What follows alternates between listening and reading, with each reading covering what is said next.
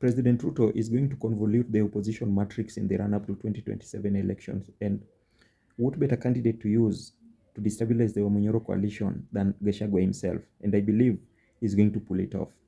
So on Friday, the courts granted the former DP a win, the first of many to come. The president's machinations are going to let Rigiji off the hook, for the president knows that Kikuyus will summarily coalesce around Rigiji, forgetting the weak and lazy Okengo Matiang'i, and that will be the flashpoint for their coalition. Divide and conquer. The president would have successfully thrown a spanner into the works in the opposition. Rigiji has already tested power, and that thirst can only be quenched by more power, meaning the rest must support his ambition. After all, he's the big dog among his peers. Now, how will this impact Kalonzo's standing in the opposition? Considering how hard former President Uhuru had to work to persuade Kalonzo to support a Raila Karua ticket, the least Kalonzo can go for is the deputy's post. But that is also debatable considering how Ruto dealt with Rigiji impeaching him. Now, Kalonzo knows that a deputy is disposable. Can he go for such a seat?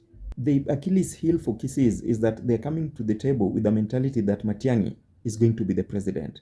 So what happens if Rigiji is back in the game and Kalonzo is up for the deputy president's post? Where does that leave Kisii? Wakisii will be disenfranchised. Their drive to send Ruto home will subside summarily, and this will reduce Okengo's leverage and his standing in the opposition. They will feel so betrayed, they might run back to Raila Odinga, and by extension, William Ruto. Now, back to Kalonzo.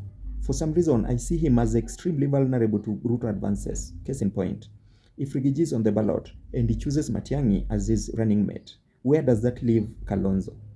Kalonzo will bolt.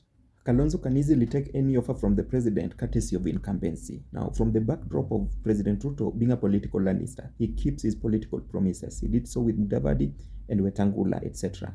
Kalonzo will likely take any deal from the president. At that point, my friends, Ruto's opposition would have imploded before takeoff.